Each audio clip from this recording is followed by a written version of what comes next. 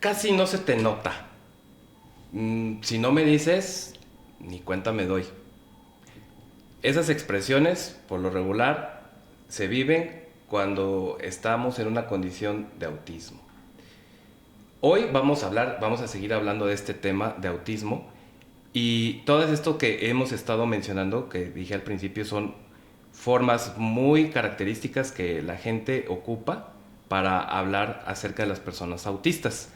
Hoy está con nosotros Libertad y nos va a hablar acerca de este tema bastante interesante, así es que vamos a entrar en materia. ¿Cómo estás? Hola, muy bien, gracias Oliver. Muchísimas gracias por invitarme acá para hablar de este tema que me apasiona, que es mi día a día, que lo vivo dentro de mi campo laboral y también dentro de mi vida personal, porque pues soy autista, soy una mujer autista y mamá de 2 autistas, una adolescente de 14 y una niña de 8 años. Perfecto, muy bien. Y tomando en cuenta esto que nos mencionas, déjenme contarles que probablemente ustedes, por ejemplo, si buscan a Libertad en redes sociales, van a encontrar muchos de sus trabajos que ella realiza. Gracias. Ella participa mucho en foros, en muchos aspectos. Ella es una persona muy activa en los derechos de las personas autistas y siempre cuando ella habla es muy clara siempre en referente hacia los derechos de las personas autistas, de sus condiciones, cómo están actualmente, qué es lo que necesitan, porque ella convive con ellos, está con ellos, trabaja con ellos y eso es lo más importante siempre en todo ámbito, estar involucrado, porque a veces se puede hablar desde la teoría sin saber exactamente lo que sucede. Quisiera que me contaras un poquito acerca de tu experiencia, tú como mujer autista, tu experiencia escolar, ¿cómo fue? ¿Cómo viviste la escuela? Porque actualmente con la tecnología, las redes, hay un poco ya más de tomar conciencia, ¿no? Pero quizás de unos 15 años para acá ha habido como un poco más, ¿no? Pero antes era así como de, pues sobrevive en la escuela. Sobrevive porque pues no se hablaba del tema, no sabías. Entonces este niño, esta niña, ¿por qué como que no entiende? Como que se queda nomás viendo así al vacío. ¿Por qué no me sostiene la mirada? Cosas así. ¿Cómo lo viviste tú? Pues realmente durante el preescolar y la primaria, pues yo no me daba cuenta de lo que pasaba a mi alrededor. Como dicen, no es que los autistas tengamos nuestro mundo aparte, pero realmente sí estamos como dentro de una capsulita diferente, como un tema de protección. Yo así lo veía durante, pues cuando era pequeña. Yo juraba que hablaba y que yo digo, y hoy en día conscientemente digo, hablo hacia adentro, estoy hablando todo el tiempo conmigo misma. Algo que la gente malentiende es que muchas veces piensan que estamos como disociados o que está nuestro pensamiento fragmentado. No, muchas veces muchos autistas realizamos un diálogo interno, incluso algunos llegan a externarlo verbalmente y empiezan a hablar pero bajito. Y yo juraba que cuando era niña yo hablaba todo el tiempo. Dice mi papá que era muy complejo realmente que yo hablara. Yo hablaba con él, pero si llegaban otras personas yo me les quedaba viendo nada más y me decía, era muy difícil, muy complicado saber qué te pasaba. Te llevaba al médico y tú te le quedabas viendo o contestabas nada más lo que quería escuchar la persona, pero tú no externabas realmente cómo tú te sentías o qué era lo que querías, y era muy difícil porque mi papá no podía estar todo el tiempo conmigo porque tenía que trabajar y si mi papá no estaba pues yo era una piedra, o sea, no externaba realmente. Mi primer lengua que empecé a hablar a la par de español que me permitió externar fue el náhuatl. La muchacha que fue mi nana, que me crió, ella era de pueblos originarios, hablante de la lengua materna náhuatl, y yo recuerdo que en una ocasión yo la escuché hablar náhuatl con otra persona y yo me conecté con esa parte. Yo era pequeña, tenía apenas 2 añitos de edad. Entonces yo lo recuerdo, lo tengo bien. Es como una vibración en la cuestión del lenguaje. Sí tuve muchos temas en el área de comunicación en el ambiente escolar. Me metieron muy pequeña a preescolar porque en ese tiempo, pues yo soy de noviembre, acabo de cumplir 37 años.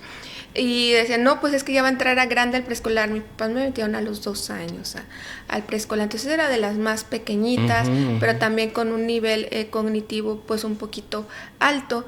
que también dentro de mi autismo, esto no fue tan padre. La gente piensa que tener altas capacidades dentro del espectro es lo mejor que te puede pasar en el mundo. Ayer hablaba con mi hija y me da mucho gusto porque pues ella también tiene altas capacidades y pero ella juega, o sea, ella se divierte un poquito. Yo me la pasaba estudiando todo el tiempo.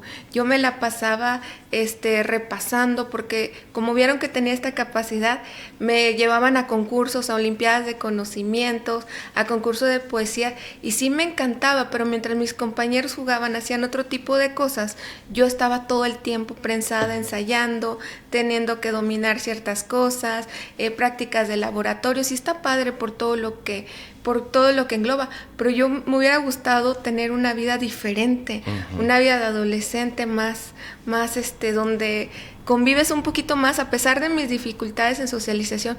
Me hubiera gustado pertenecer como a esta parte, pero todo el tiempo estaba encasillada como en el estudio, actividades como escolares y la cuestión deportiva, porque también entrené taekwondo muchísimos años, porque fue una forma de canalizarme. En ese tiempo no sabían que era autista, sabían que era una niña diferente. Les agradezco porque en mi estadía en el preescolar la maestra se dio cuenta. Yo no cambié de maestra de preescolar, porque es otra de las cosas que tenemos. Yo no me adapté a la nueva maestra que me cambiaron. O sea, me llevaban la misma maestra desde los años. Yo no hice primero el preescolar, a los 2 añitos me metieron a segundo. A segundo, sí. Entonces, la maestra de segundo pasó conmigo a tercero y ella estaba en otro grupo. No, pero yo no entendía por qué no iba a ser mi maestra. Y yo lloraba y ya no quería ir a la escuela. Bueno, déjenla con su maestra, Narce, me acuerdo. Y ahí está. Y se acuerda bien la maestra Narce de mí, de cómo yo era pegada con ella todo el tiempo. Y yo no trabajaba en bola. Yo siempre tenía que estar como en una mesita aparte, pegada a la maestra. Son de los ajustes razonables que tenemos estamos los autistas en el ámbito escolar. En ese tiempo no lo sabían, pero sabían que yo funcionaba así. Cuando entré a la primaria era más complejo, porque yo entro de 5 añitos, o sea, cumplidos, iba a entrar ahí a la primaria y pasaba y era un colegio de monjas y preguntaban, ¿cuántos años tienes? 6, 5. ¿Pero qué hace esta niña aquí? 5, ¿cómo está muy chiquita? Y optaron porque yo lloraba y no me quedaba, o sea, lloraba, pero no era tanto por la edad, sino porque este cambio, esta transición, no hubo como todos los autistas, pues un escenario, gente moviéndose, el sistema de enseñanza, no estaba mi maestra Narce, no sabían cómo comunicar conmigo, y era una lloradera. Y luego otra de las cosas que cuando yo entraba en pánico, hoy lo entiendo dentro del espectro, porque cuando sentimos ese foco tensional, o nos quedamos como cohibidos, o pegamos, o salimos corriendo al estilo Forrest Gump, y yo era de las que salía corriendo. Entonces me salía volteaba para todos lados y me daba miedo y sentía como una presión bien grande, como si algo malo me fuera a pasar, y me salía corriendo del salón, o sea, hacia el patio. ¡Chun! En una ocasión estaba abierta la puerta del patio y yo corría hacia la calle, y ahí mi papá se molestó mucho porque dijo, oye, esto es muy peligroso, me van a atropellar a la niña en la calle. O sea, estaba abierta y ella corre, porque corres como si alguien te estuviera persiguiendo, y eso es lo que hacía yo, correr súper asustada, estaba muy chica. Entonces optaron por regresarme otro año al preescolar, entonces hice 2 años tercero. Vamos a ver que madure ella, pero la misma situación otra vez cuando vuelvo a entrar a primer año, ya que tenía 6 añitos, me dicen, es que otra vez no se adapta. Mi papá se tuvo que quedar una semana, yo no sé cómo no lo corrieron del trabajo, afuera del salón de clases todo el tiempo, porque yo hacía lo mismo, salía corriendo, pero ahora cada vez que salía corriendo, mi papá calmaba mi crisis y me regresaba. Salía corriendo, una semana duró mi papá ahí para que su hija se pudiera adaptar en la escuela. Después había otra maestra de apoyo, atrás estaba la maestra titular y una maestra de apoyo, y se dieron cuenta, igual que yo trabajaba bien con la maestra de apoyo 1 a 1. Y así todos los años escolares, hasta sexto año, yo tuve esa maestra de apoyo. Y estaba el maestro titular, yo estaba atrás, pero ya no estaba enfrente, atrás, y yo estaba trabajando codo a codo con el maestro de apoyo. Eso se dieron cuenta que yo funcionaba así. De hecho, en segundo año yo realmente soy zurda, pero en ese tiempo no dejaban que la gente escribiera con la izquierda, estaba mal visto. Entonces yo escribo muy lento con la derecha. En segundo año la maestra se dio cuenta que yo era zurda. Pero ¿cómo Libertad va a estar escribiendo con la izquierda? No, tiene que escribir con la derecha. Que aprendas, ¿no? Y tuve que todas estas cosas de las adecuaciones, si hubo cosas buenas, que ellos se adaptaron, por ejemplo, la maestra de apoyo se dieron cuenta que funcionaba de esa manera y me dejaron, pero hubo cosas no tan buenas, como no tener la libertad de escribir con la izquierda y soy muy lenta para escribir realmente con la derecha. También, si a mí me presionaban, me empezaban a presionar, yo ya me bloqueaba por completo, me vomitaba, o sea, de tanta presión. Es que me acuerdo que en tercer año un maestro me dijo, como en primer y segundo ya había ganado las Olimpiadas de Conocimientos, en tercero tienes que ganarla. No, hombre, para mí eso fue un peso enorme, que cuando fue el concurso de la Olimpiada, el maestro, como cambian de maestro, me tuvo que apoyar porque yo estaba en una crisis, no se me paraba el vómito, o sea, como el reflejo nauseoso del estrés, de las cosas que no deben de hacer tampoco con nosotros los autistas, tienes que hacerlo, porque a lo mejor para nosotros es un juego y nos divertimos en estas actividades que hacemos, pero cuando sentimos ya la presión, eso es un pesar bien grande. Sí, porque te desregula. Y si yo no, exacto, dije, si yo no lo logro, y se va a enojar conmigo el maestro, ya no me podía enfocar en eso. También dentro de las cosas que se dieron cuenta mis maestros si vamos a llevar la libertad a un concurso, no podemos enfocarla que a fuerzas tiene que ganar. Ella, lo que decía una de las madres ahí que siempre me acompaña, vienes a divertirte, ganes o pierdas, tú vas a hacer lo que sabes hacer. Yo terminaba el concurso, me acuerdo de mi participación, yo me salía del lugar y lo primero que hacía era quitarme los zapatos, me quitaba las calcetas, yo me tenía que quitar las calcetas, igual en el preescolar, esperaba la hora del receso porque no quería usar zapatos, o sea, me quitaba los zapatos y las calcetas y luego no encontraba ni calcetas ni los zapatos, pero acá cada vez que iba a un lugar así, ellos ya sabían, y luego me decían, la anticipación. No sabían que era autista, pero sabían que funcionaba así. 15 minutos, 20 minutos antes de que fueran a dar el veredicto, ya tienes que prepararte, Libertad. Ya tienes que regresar. Y yo ya sabía que tenía que poner mis zapatos, esa anticipación que nos tienen que dar a los autistas. Y yo agradezco mucho a mis maestros en preescolar y en primaria, de verdad, que sin saber que era autista, se dieron cuenta cómo funcionaba. Y a mi padre, o sea, mi papá sí fue por médicos, sí fue con psiquiatras, sí fue con neurólogos todo el tiempo, porque sabía que tenía una hija diferente, o sea, una niña diferente, igual en el aprendizaje, igual cómo me hablaba, cómo comunicaba conmigo mi papá, y se esforzó mucho porque su niña pudiera, y cómo se manejaba, pero el mundo no era así. O sea, el mundo no tenía como las adecuaciones para mí, era como un temor muy grande. Y sí buscó entre todos los médicos, pero nadie le decía que yo era autista, realmente. Entonces sí fue un reto muy grande. En secundaria fue muy bonito, pero también fue muy pesado mi adolescencia, porque yo iba, digamos que en un desfase en las etapas que van regularmente las niñas. Incluso es algo que tenemos las mujeres autistas. También podemos tener una pubertad precoz o puede retrasarse nuestra pubertad y también la menstruación. Podemos tener esto adelantado o retrasarse, y también por el gusto de los chicos. Yo tenía 11 añitos cuando entré a secundaria, y a esa edad ya les gustaban los niños a mis compañeras y el novio, y me daba miedo. O sea, yo sentía que se me venía el mundo encima, o sea, pero es que no, y me sentía muy presionada por eso. La presión social, ¿no? Sí, porque las compañeras... la presión social, totalmente, o sea, y ahora cómo voy a encajar, porque el tema era los muchachos, y yo mi tema era el taekwondo, los concursos, otro tipo de cosas, Yu-Gi-Oh, me acuerdo que yo pasaba viendo Yu-Gi-Oh y me sabía todas las evoluciones que hacían, y mi mundo era así. Entonces a la hora de platicar con ellas, como que qué raro, y empecé a sentir como muy difícil la relación de interactuar con las mujeres adolescentes. Me llevaba más con los hombres, pero también un problema, porque las chicas se peleaban, porque Libertad les habla mejor. Otra cosa que tenemos las mujeres autistas, comunicamos mejor con los varones, por cómo se comunican ellos. Entonces, otro problema, Libertad le habla a todos los de ahí, luego nos va a bajar el novio, ay Dios mío, sí le sufrí. Sin embargo, tuve grandes amigos, compañeros que también sabían cómo funcionaba. Si yo entraba como en un estado de crisis o algo que me pasaba así, porque a pesar de decir, llevar buenas calificaciones, sí tuve muchísimos reportes, tuve muchísimos reportes no me expulsaba nada más porque Dios era muy grande y porque les daba muchos reconocimientos, pero era muy... si yo veía algo, yo era muy curiosa y sigo siendo muy curiosa. En una ocasión troné toda la caja de fusibles de la secundaria porque estaban unos cables ahí pelones sueltos y yo ya tenía rato viéndolo. ¿Qué pasará? Esos somos los autistas muy curiosos, nunca dejen nada así suelto para nosotros porque lo vamos a tocar, lo vamos a agarrar y desde muy pequeños somos así, tenemos que saber cómo funciona eso, qué sale de eso, o sea, lo vamos a procesar y tenemos que saber y muchas veces no medimos el nivel de riesgo, que fue lo que me pasó. Eran 3 cables sueltos, yo junté 2 y sacaron chispas, luego otros 2, luego puse uno en medio y que los juntos ¡paz! Sí.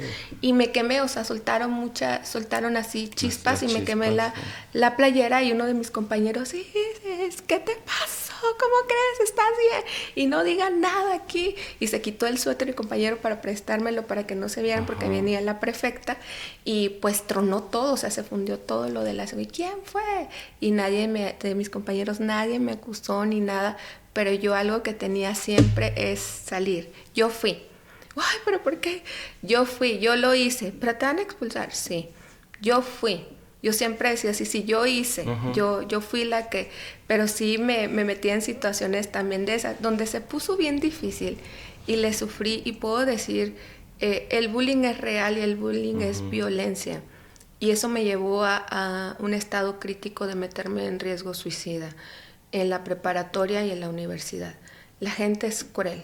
En la preparatoria era más notorio cómo era yo mi interacción social.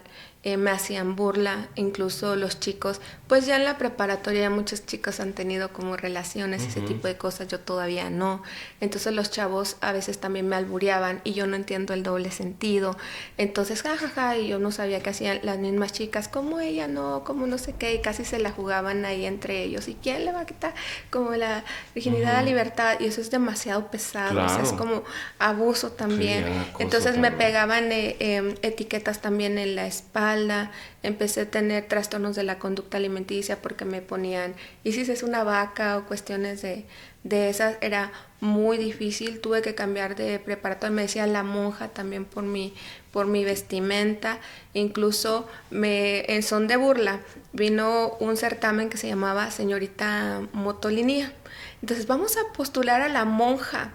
Y para ver, pues, o sea, como que el oso que hace la monja y yo no, y yo le fui y le dije a la madre no, porque sabían que yo tenía mucha dificultad en el tema de socialización. Es algo que siempre me pregunta la gente, oye, ¿cómo participaste en certámenes? ¿O cómo llegaste a modelar? ¿O cómo llegaste a hacer este tipo de cosas? Si tú tienes dificultad en la socialización y la comunicación, fue un reto total, realmente. Fue una burla de ellos hacia mí, pero una prima que tengo que ella es como de belleza y toda esa cosa, sí vas a participar, porque la madre no me dejó darme, tienes que enfrentar el reto, o sea, y tienes que hacerlo, y yo lloraba y lloraba, deja de llorar, me dijo mi prima, te voy a enseñar a caminar y lo vas a hacer bien, y lo vas a no sé qué, y te voy a enseñar, y tú vas a salir, vas a dar la cara, y el ensayo previo que necesitamos todos los autistas y esto, gané Señorita Cultura.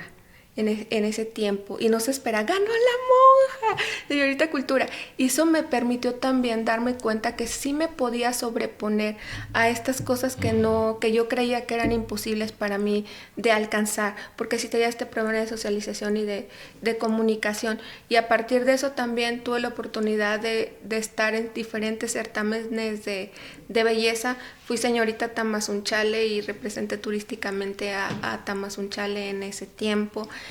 Fue un reto. Las mujeres autistas y en general los autistas podemos ser lo que queramos hacer. Solamente necesitamos los ajustes razonables y sí creerla para poder crear las cosas. Exacto, sí. Lo que fue una burla para la gente del bullying, yo lo convertí en algo fuerte para mí y en un gusto de poder ganar una corona y poder representar a mi municipio también. Oye, y precisamente en esto que tú tocas, que es muy importante referente a que dices, las personas autistas pueden hacer lo que quieran, dedicarse a lo que quieran, con estos apoyos que se necesitan, porque también hay que entender que muchas veces se vende como una perspectiva, por ejemplo, hollywoodesca, que todos los autistas son Rayman, todos los autistas son Sheldon Cooper, o sea, no, los autistas no son en serie, no, ni cada quien tiene sus características, su forma de pensar, porque también en esa parte, tú que estudiaste la licenciatura, primero porque tiene doctorado. Cuando te decides entrar a la licenciatura en psicología, en estos procesos que tú ya nos veniste contando, llegas a la prepa, terminas. ¿Por qué decides estudiar psicología? Hasta los 23 años de edad yo venía llenando cuadros y expectativas de muchísimas personas. Yo no tenía una identidad realmente. Okay. Yo no sabía realmente quién era. Pasé de psiquiatra, con este bullying que tuve también en la preparatoria, terminé en un estado de depresión terriblemente que comprometió mi vida. Yo me quise desvivir de tanto bullying. Me acuerdo que el día que yo tomé la decisión de ya no querer estar en este mundo, mis compañeros me dijeron, porque yo soy literal, si a los autistas nos dicen, a lo mejor la gente dice, es que no vas a tener lógica en tu cabeza. ¿Cómo crees que a las 4 de la mañana te van a estar citando? Pero si tú crees en la persona y confías, tú vas a estar esperando en la parada del camión a las 4 de la mañana y no vas a quedar mal con esa persona. No eran las 4 de la mañana, pero sí me dijeron, a las 2, 3 de la tarde vamos a estar en la biblioteca municipal porque vamos a hacer un trabajo. Cerraron la biblioteca y nunca llegaron mis compañeros. Creías que íbamos a trabajar contigo en equipo. No, a ti nadie te quiere o ese tipo de cosas. Ese día yo me sentí tan mal porque no entendía sus burlas, no entendía realmente por qué no querían trabajar conmigo. Llegué a la casa, estaba pasando por una situación muy difícil porque la gente no sabe qué historias se viven detrás de todo esto que nosotros enfrentamos o que la gente nos etiqueta como raros. Hay historias de abuso sexual, hay historias de abandono familiar, hay historias de fallecimientos de padres y no sabe la gente cómo día a día enfrentamos la vida y nos ponemos de pie a pesar de las dificultades. Otra de las cosas es que los autistas no mostramos como las emociones como la gente espera que las demostremos, más no significa que no nos duelan las cosas o que no estemos pasando por momentos difíciles muy desgarrantes internamente. Entonces, yo estaba pasando por una situación muy compleja porque mi mamá no estaba en casa. Tenía mucho tiempo que yo no veía a mi mamá y tenía la ausencia de mi mamá y en una etapa muy crítica. Entonces, que me hicieran eso, yo me sentí sola y yo tomé la decisión de decir, ya no quiero estar en este mundo. No hay una razón por la cual Isis Libertad tenga que estar aquí. Ya lo intenté todo y sin embargo el mundo me aplasta. Y eso es algo que le pasa a muchos autistas, claro, porque yo lo escucho y hoy en día soy acompañante de ellos.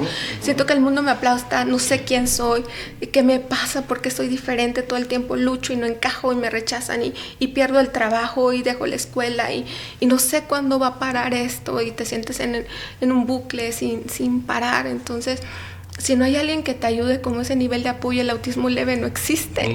Si no hay alguien que nos apoye, realmente no podemos salir de ahí. Que alguien nos diga, a ver, las cosas son de esta manera, y ampliar este abanico y construir para nosotros un techo o un paraguas cuando te está apedreando todo el mundo. Porque la gente no te cree si caminas y te mueves, que realmente estás colapsado y que necesitas la ayuda. Y todos los autistas necesitamos ese nivel de apoyo y es algo que la gente debe de entender. Exacto. Desde el nivel de apoyo 1 necesitamos la ayuda. Esa parte cuando nos estamos colapsando, a mí me molesta mucho que me digan, ¿cómo te ayudo? No sé en este momento. Exacto. No sé porque estoy en crisis. Necesito que tú me digas cómo nos vamos a mover o cómo le hago porque mi cerebro está colapsado, no puedo pensar bien. Necesito que tú me ayudes a abrir el catálogo, el panorama. ¿Qué puedo hacer ante esta situación? Por el tema de la flexibilidad cognitiva. Claro que se trabaja, pero no es nuestra fortaleza tampoco.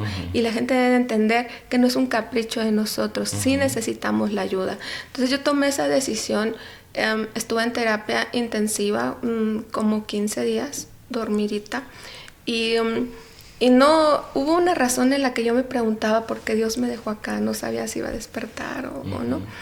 Y hoy me doy cuenta por qué Dios me dejó acá. Tenía que descubrir todo esto, tenía que saber quién soy, que soy autista. Y está bien ser autista y hacer honor a mi nombre de ser libre dentro del espectro. Siempre cuestioné esto, pero cada vez que apoyo y acompaño a personas que se encuentran en el estado que yo estaba, digo, ya sé Dios por qué me dejaste, porque hoy en día puedo transformar la vida de las personas, ayudar a hacer más ameno este camino, explicarle, ser la persona que me hubiera gustado tener como terapeuta en ese momento. Mi primer carrera fue médico cirujano partero, tratando de cumplir las expectativas. No tenía dificultad por las altas capacidades, pero no me apasionaba eso. Realmente mi tema con ellos era de que yo pasaba a la gente, porque me daba cuenta que cuando llegaba la gente quería hablar de su situación y las consultas duran como 15 minutos y me regañaban los doctores: es que tú, ¿por qué te pones a platicar con ellos? Es que quieren hablar de lo que sienten, de su historia. Y siempre me gustó escuchar, analizar. Yo decía, ¿por qué se comporta así esta persona? A los 23 años tomé la decisión de ser psicóloga y te vas a morir de hambre, no vas a poder, no vas a, o sea, no hay trabajo para eso, estudia otra carrera, y tomé la decisión de entrar a la carrera ya un poco más grande, pues a esta edad, y fui como un pez en el río. Estaba en mi sitio desde el primer semestre, en el segundo semestre ya estaba haciendo mis prácticas. Hubo siempre algo que me conectaba con los autistas. Siempre. Y me decían, ¿cómo le haces? Es algo que cuando estamos de autista a autista se siente como un halo. Más allá de las palabras, es como una conexión de almas. Me decían, ¿cómo ese autista a nivel de apoyo 3 que le pega a todos y eso? ¿Por qué se calma contigo? No voltea a ver a nadie y cuando tú le hablas levanta la mirada y hace el contacto visual. ¿Cómo le haces? Yo no podía decirlo en ese momento. Y con los peques autistas también me pasaba que yo les decía, yo no trabajo terapia con los peques, yo solamente los evalúo o doy gimnasia cerebral con ellos, porque yo lo sentía y sentía como todo eso que sentían ellos, yo ni sabía ni por qué, y se me venían a que los abrazaba y yo les daba paleta y me regañaban, eso no es terapia, como, pero es que ya están abrumados y eso. Yo no sabía por qué podía como traducirles todo, y yo pensé que toda la gente hacía eso. Cuando me doy cuenta que no toda la gente hace eso y que es parte de mis habilidades al vivir dentro del espectro, que los autistas podemos ayudar también a la población a entender como traductores de los autistas que no han podido desarrollar esta parte de lenguaje. Sí comunican, pero de una forma diferente. Y eso es lo que yo quiero que entienda también la población y los cuidadores, porque entran en un nivel de angustia. Es que no habla, es que no le entiendo, porque no quieres, porque sí comunica. Exacto. Checa tus gestos, checa su llanto, checa este malestar, todos comunicamos, todos los seres humanos comunicamos, pero si estamos cerrados a la cuestión del lenguaje verbal, nunca nos vamos a dar cuenta de esta riqueza de lo que es realmente la comunicación. ¿Qué me está queriendo decir más allá de las palabras esta persona? Y nos cerramos a esto y es donde viene el conflicto. Sin embargo, ante esas demandas sociales, porque son demandas sociales, habemos autistas que podemos trabajar como intérpretes, por decirlo así.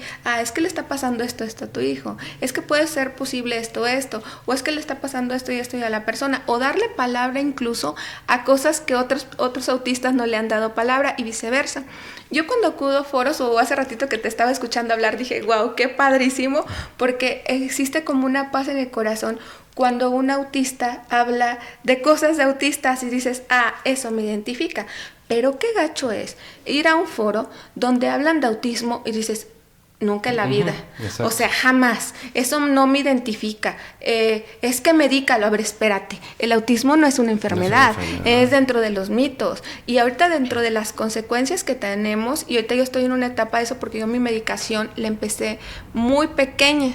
Ahorita ya traigo un problema con el hígado y con el riñón, producto de este uso de fármacos, que en ese momento, medícale, pues dentro de todas las cosas, medícale, y eso, no estamos en contra de los medicamentos, pero al no ser una enfermedad, eso tiene que estar bien justificado, porque vas a medicar desde muy pequeños. Niños de 2 años, 3 años, ya ni siquiera hablamos de la risperidona, hablamos de clonazepam, dosis altísimas que son sedación. ¿Por qué? Para mantenerlos dentro de las aulas, para que esté tranquilo. Entonces esa es la verdadera inclusión que nos promueve. Entonces es un reto enorme, claro. Y traducido a esta discapacidad psicosocial. ¿Por qué psicosocial? La misma sociedad nos discapacita en el tema del capacitismo. No es que seamos nosotros entrando en el tema de discapacitismo, pero la sociedad queriéndonos ayudar, nulifica todas las fortalezas que tenemos y esa riqueza, y si lo ampliamos un poquito así, es un estilo de vida diferente y hacer un intercambio intercultural sobre cómo somos los autistas el día a día. Desgraciadamente y a la fecha, el autismo se ha tratado en base a un manual clínico. Y el autismo, el trastorno del espectro autista, merece ser acompañado porque es un proceso, no es un suceso. Y como tú lo decías hace rato, no es un machote. Por eso no me explico cómo esta es la prueba del autismo. A ver, todos somos changos. Esta es la prueba para evaluar eso. O sea, esta es la piedra filosofal. Quien diga eso es una mentira. Por eso es importante evaluar, hacer las historias clínicas y los ajustes. ¿Qué pruebas voy a seleccionar para saber si tú estás dentro del espectro o no? ¿Cómo voy a identificar las áreas de oportunidad? ¿Cómo voy a hacer los ajustes razonables para acompañarte en el proceso y formar a tus cuidadores, formar a la pareja? En este caso, muchos autistas con diagnóstico tardío, que ya son adultos, tienen parejas. ¿Cómo vamos a formar a la pareja? ¿Cómo vamos a trabajar con las familias? Nuestra comunidad autista es una comunidad, porque las comunidades, el enfoque de la comunidad es que somos autistas en primera persona, que dirigimos y, como te decía hace rato, actuamos como traductores en la sociedad y somos activistas también en esta parte. En segundo plano, los cuidadores, en tercer plano, las familias, pero somos una red. Exacto. También es importante las familias, comunicar cómo funcionamos. Entonces la sociedad se está perdiendo de todo esto, y lo abordo desde un tema capacitista muy cruel y muy triste, en lo que te decía, que vemos foros y dices, eso no me identifica. Sí. Gente también, yo no digo que no, pero acérquense a especialistas. Ahorita sí se puso, no es una moda, simplemente que hay más instrumentos que son más sensibles hoy en día, sobre todo el diagnóstico con las mujeres, que nos permiten identificar estas conductas autistas y llegar a este diagnóstico. No es que de la nada se hizo un contagio de autistas y ahora de la nada salieron más autistas, como lo están planteando de moda. Ahora todo el mundo es autista o todos tienen un poco de autismo. Tampoco. Esa es una mentira, es una falta de respeto hacia nosotros. Claro. O sea, no todos tienen poco autismo. O sea, cada célula mía de ADN, todo lo que yo represento es autista, me guste o no. Y es parte de la aceptación, porque es un proceso, como te decía, no es un suceso, y también viene una parte de nosotros de asentamiento. Aunque estén pequeñitos, si yo le pregunto a alguno de los chicos o los niños que tengan, ¿sabes qué es ser autista? No. Yo sé que tengo autismo. No tienes autismo, porque no es un accesorio, no es una parte de ti. Eres autista, es parte de tu identidad, eres autista. ¿Entiendes qué es ser autista? Y lo gacho de esto es que si se van a redes sociales, a Google, todo dice deterioro, dificultad, claro.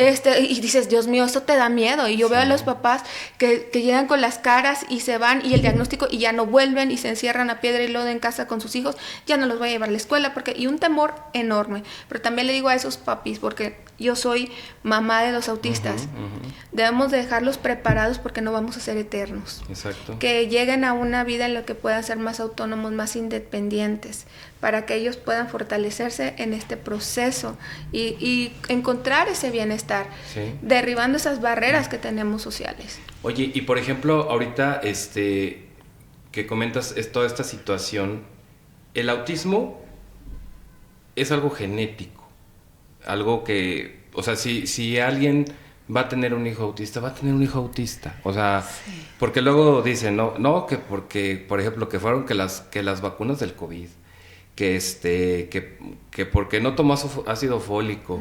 O sea, aunque no se pongan las vacunas, aunque se tome todo el ácido fólico, lo que usted quiera que le cuenten ahí, que porque se tomó el caldo de no sé qué, usted va a tener un hijo autista si ya viene genéticamente programado. O sea, lo va a tener. Y al momento de nacer, y que los papás, como tú comentas, todo este proceso, ahorita también tocaste un tema que quisiera preguntarte, porque hablamos de las famosas terapias, pero parece que muchas veces las terapias están enfocados a que como que no seas tan autista, ¿sí? O sea, la terapia va como para que seas más normal. En esta parte, por ejemplo, que tú muy bien lo explicaste, dijiste, a ver, no es que tenga problemas de socialización, no es que no socialice, no, es que socializa diferente. Totalmente. ¿Verdad? Socializa diferente. No, y a veces lo comentábamos en otro video podcast, que a veces a los autistas se les exige más que a los neurotípicos, ¿no? Porque yo les pregunto muchas veces a los docentes, ¿a poco ustedes socializan con todos?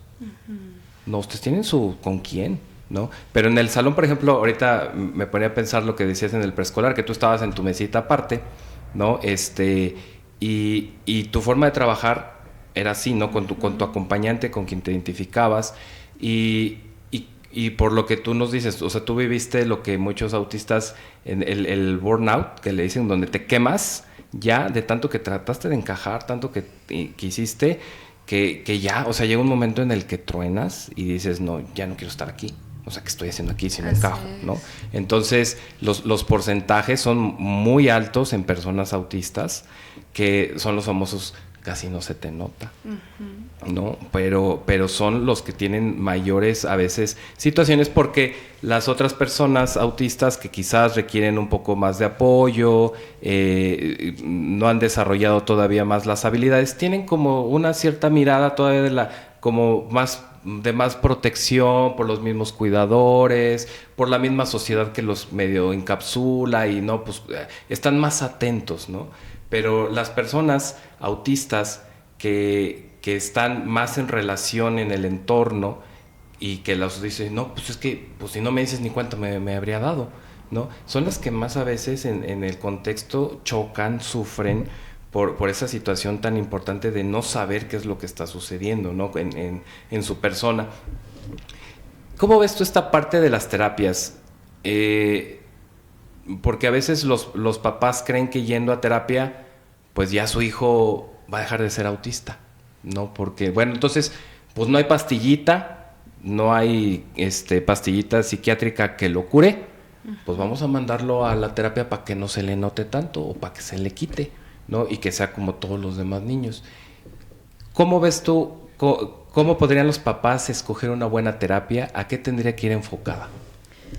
¿Cómo podrían los papás escoger una buena terapia? Como te comentaba, como comunidad autista trabajamos con toda la red familiar, y como dice mi maestro Armando Quiroz, Adam es un gran maestro, escritor, psicoterapeuta de pareja y psicoterapeuta familiar. Ese niño o esa niña tiene dos problemas, se llama mamá y papá. Muchas veces los mismos padres o cuidadores son los que no nos dejan avanzar con los procesos por las expectativas. Yo me meto diariamente a foros de autismo, pero de manera anónima, porque me gusta leer todo lo que comparten los cuidadores, todo lo que comparte la gente. No quiero decir ni alzarme el cuello de que Libertad Lara, que es conocida, o cuestiones de esas, pero cuando ven que soy Libertad Lara, ahí la gente se mide un poquito de lo que... Y a mí me gusta conocer la realidad de lo que la gente expresa del autismo, cómo se sienten los cuidadores, cómo se sienten respecto al autismo con sus hijos autistas, qué expresan realmente los maestros, no las máscaras, para poder atenderlo de raíz. Entonces, desgraciadamente en estos foros, la mayoría de lo que encuentro es una queja, y se vale, porque es pesado, pero más allá de la queja, tienes una gran responsabilidad. Uno, como padre o madre, no les hace un favor a los hijos al darles de comer, al darle un techo, a darles educación o estar para ellos. Es parte de nuestras responsabilidades como padres al traerlos al mundo, y no lo entienden como un peso, una carga muy fuerte. ¿Qué pasa con los chiquitos o por qué no avanzan en los procesos? Porque desde la raíz sienten el rechazo de los padres. Escuchar palabras como: el autismo me robó a mi hijo, el autismo me robó a mi hija, ¿cuándo va a ser un niño normal? Desde que nació no he podido hacer mi vida normal. Y los padres pretenden que hacer, por ejemplo, nivel de apoyo 3 y no poder expresar verbalmente, no sienten o no se dan cuenta o no entienden lo que están diciendo. Somos altamente sensibles, nos damos cuenta quién sí nos acepta, quién no, antes de que lo diga con palabras. Y por eso a veces la gente no entiende por qué a mucha gente le hacemos como así, pero vemos y captamos algo, es como un sexto sentido, no sé, pero lo tenemos todos los autistas, quién sí es y quién no, y la gente a veces no lo entiende, y no hay poder humano que nos haga generar ese vínculo con esa persona que ya tuvimos como, porque captamos algo ahí que no conectó con esa persona. Entonces imagínense con un padre, una madre que dice, es un peso, es un pesar. Hay formas de sacar y acompañarlos, pero ¿qué está sintiendo esa persona humana? ¿Qué está sintiendo ese autista al escuchar eso? Entonces, todo este cambio de estas terapias de conversión surgen de las expectativas de muchos cuidadores, de muchas cuidadoras y de muchos docentes. La terapia ABAS, que es muy famosa, con tristeza, y la comunidad autista desaprueba la terapia ABAS. Es convertir a la persona autista en una persona neurotípica. Ajá. ¿Por qué querer convertir a una persona autista en una persona neurotípica por cumplir las expectativas? Quieren hacer al autista que cumpla un estándar. Es una terapia de conversión. A nivel federal, en la comunidad LGBTQ+, están prohibidas las terapias de conversión, y le digo, también dentro del espectro serían, o sea, estar prohibidas este tema de terapia de conversión, porque es como atentar contra la naturaleza humana, quitarte tu esencia, tu sentido de existencia, tu identidad. Cada día, ¿cómo salen los niños de esas terapias? Si vieran los ojos y las caras y lo que se percibe, yo lo siento y yo lo vivo y yo lo veo. Dentro de nuestro centro están prohibidos ese tipo de terapias. Y cuando, ¿qué tipo de terapia? Si dan la terapia ABA y llegan muchos papás y yo quiero que le den la terapia ABA, y todavía muchos especialistas queremos que le dé ABA porque tiene que regularse. No es la única terapia. ¿Cuándo lo van a dejarse niño? Ahora, todo el tiempo, los autistas, toda su vida, y malo, muy malo, se la pasan en terapia. O sea, desde niño, terapia. ¿Cuándo van a ser niños? ¿Cuándo van a ser niños? ¿Cuándo van a ser personas? ¿Cuándo? Para poder encajar, para poder socializar, para poder comunicar, para poder asistir a la escuela. Y todavía, prohibido que lleves un objeto para regularte, un objeto sensorial. Prohibido que te quites los zapatos. Te estás meciendo de más. Oiga, es que usted tiene que trabajar, terapeuta, porque el niño se me sienta en el piso.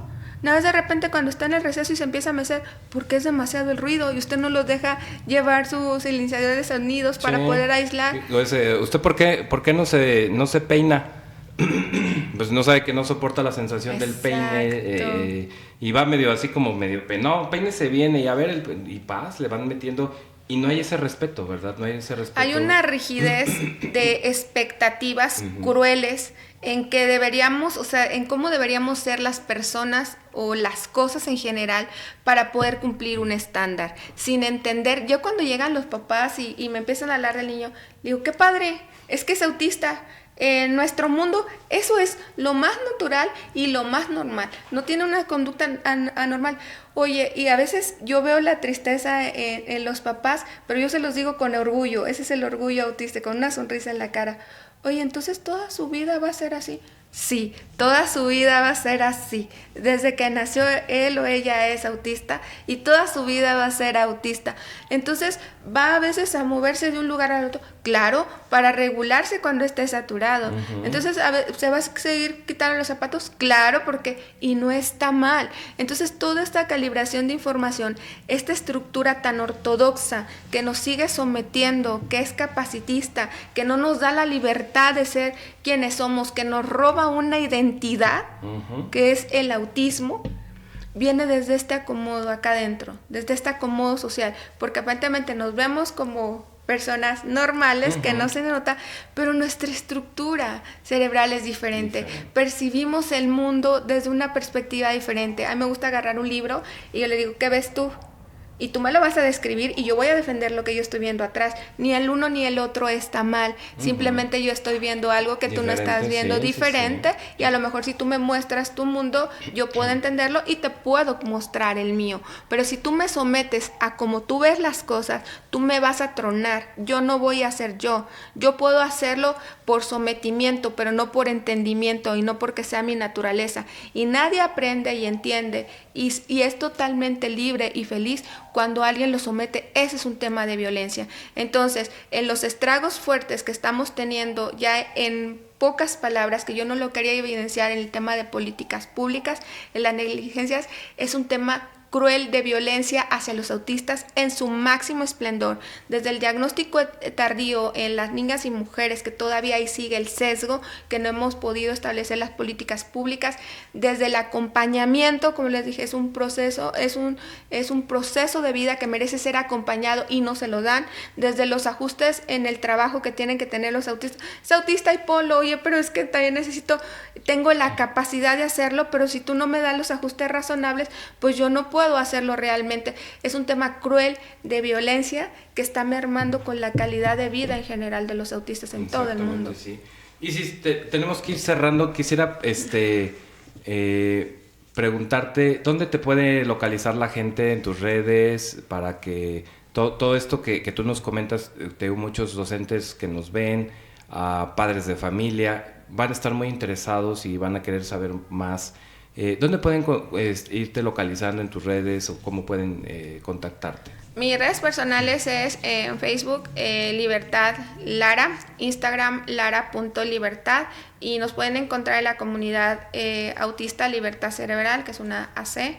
Damos pláticas, damos talleres. Estoy por realizar la segunda generación de primeros auxilios y atención en crisis. Este es un curso taller bastante completo, en donde se les brinda las herramientas y aprende a identificar la diferencia entre los primeros auxilios y la atención en crisis de los autistas y los tipos de crisis que pueden podemos llegar a tener los autistas, y cómo construir como su botiquín de herramientas para poder atender esa crisis.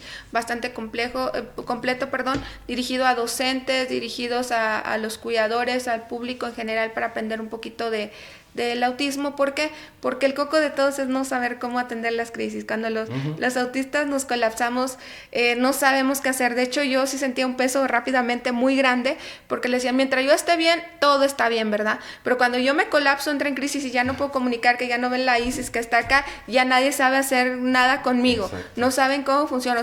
Pocas son las personas que pueden aterrizar en la crisis. Pero la realidad es que esto soy, porque yo vivo dentro del espectro y cada día tengo que verme de una manera más amorosa. Algo que yo le quiero decir, un mensaje a todos los autistas que nos están viendo en este momento, es que no se acostumbren a vivir con la piedra en el zapato. La sociedad nos acostumbra o nos limita a que todo el tiempo vamos a vivir como un malestar y me tengo que sobreponer a esa carga, ese pesar. Hay formas diferentes. Y lo más chido es fluir en la vida, ser quienes somos y quitarnos ese peso, esa carga social, y ser auténticos realmente. Puedes encontrar en la comunidad autista Libertad Cerebral AC. Estamos en Valentín Gama, número 135, enfrente del restaurante en México de Frida. Es una privada y estamos como comunidad. Damos acceso a diagnósticos, evaluamos para el diagnóstico en todas las etapas de vida. También tenemos diferentes terapias de acompañamiento, integración sensorial, terapia ocupacional. También tenemos una terapeuta de lenguaje que habla lenguaje de señal mexicano, también bastante buena. Y algunas de nuestras terapeutas también son autistas en primera persona. Entonces tenemos un gran equipo de... Excelente. Entonces, ya saben, pueden contactarla, ya nos dio ahí su dirección, sus redes para cualquier situación, estos talleres y todo, porque es muy importante seguir abriendo y creando conciencia respecto al autismo. Liber, muchas gracias. No, gracias de verdad, por la muchísimas gracias por haber estado aquí con nosotros, y esperamos poderte invitar a una segunda ocasión, porque se nos quedan muchos temas ahí todavía pendientes. Esto que estabas comentando de las políticas públicas, que también está súper interesante, y esperamos entonces invitarte a una segunda ocasión para que nos sigas contando acerca de esto. A todos los que nos siguen en Palabras con CRIE, les agradecemos mucho que nos hayan seguido en esta emisión, y nos vemos en la próxima. Hasta luego.